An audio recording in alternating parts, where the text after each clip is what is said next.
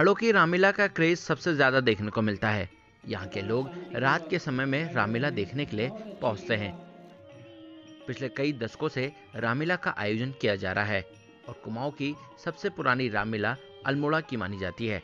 साल 1860 में रामलीला की शुरुआत उत्तराखंड के अल्मोड़ा से हुई थी।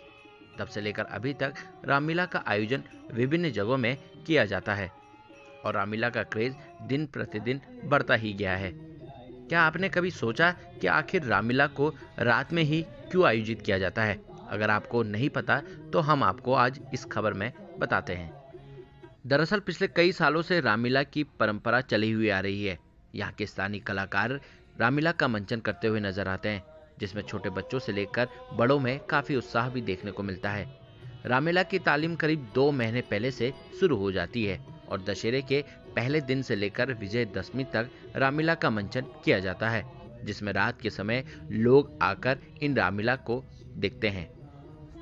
अल्मोड़ा के श्री लक्ष्मी भंडार हुक्का क्लब के वरिष्ठ कलाकार त्रिभुवन गिरी महाराज ने बताया, रामलीला का मंचन पिछले कई वर्षों से चला हुआ आ रहा है और पहले से ही इस रामलीला को रात के समय इसलिए आयोजित किया जाता था कि लोगों को दिन में समय नहीं मिल पाता था, जो परंपरा आज भी चली हुई आ रही है।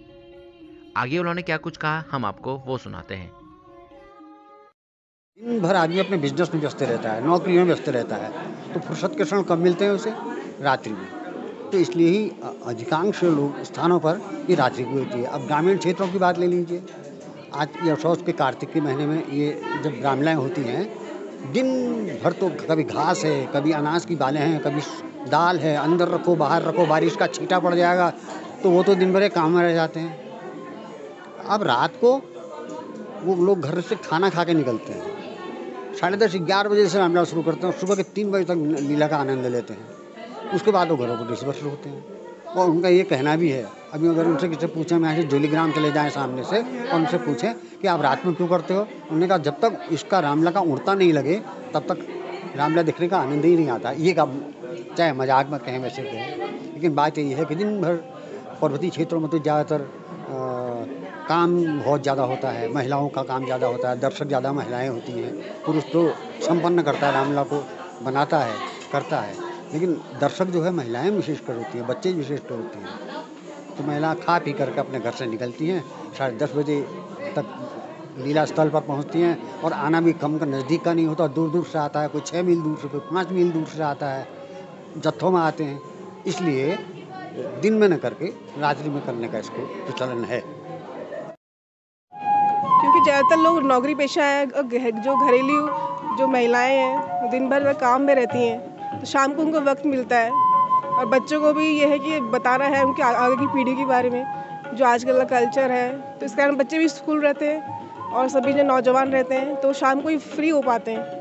इस कारण जो है शाम को रामलीला है तो सभी लोग मतलब मिल के देख सकते हैं। हम तो पहले दिन से आ रहे हैं क्योंकि हमारे बच्चे भी यहाँ पार्टिसिपेट कर रहे हैं, उनको भी हम बता रहे हैं आगे की मतलब क्या है। देखा है टीवी में कि बच्चे आजकल देखते नहीं, देखना चाहते ही नहीं, टीवी में मोबाइल के पीछे पड़े रहते हैं, तो उनको दिखाते हैं यहाँ पे क्या है, उनको पता चल रहा है आजकल के बारे में।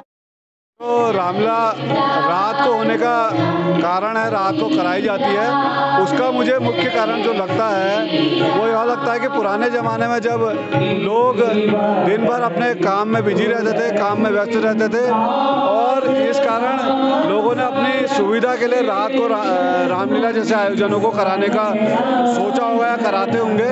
और क्योंकि पहाड़ों में अभी घास कटाई का काम चलता है तो इसलिए अधिकतर महिलाएं उसमें व्यस्त रहती हैं। तो और इसी कारण दर्शक भी शाम को आएंगे, लोगों को थोड़ी राहत मिलेगी, इसलिए रात को कराने का इसलिए शायद पुराने लोगों ने सोचा होगा। दिन के समय हर कोई अपने कामों में उलझा रहता है, चाहे वह बच्चे, महिलाएं या फिर पुरुष हो, वह अपने लिए समय नहीं निकाल पाते हैं। और रात के समय जब वह अपने सारे काम निपटा लेते हैं तब जाकर वह रामलीला देखने के लिए आते हैं और रामलीला का आनंद उठाते हैं। उत्तराखंड के अल्मोड़ा से मैं रोहित भट्ट, लोकल 18 के लिए।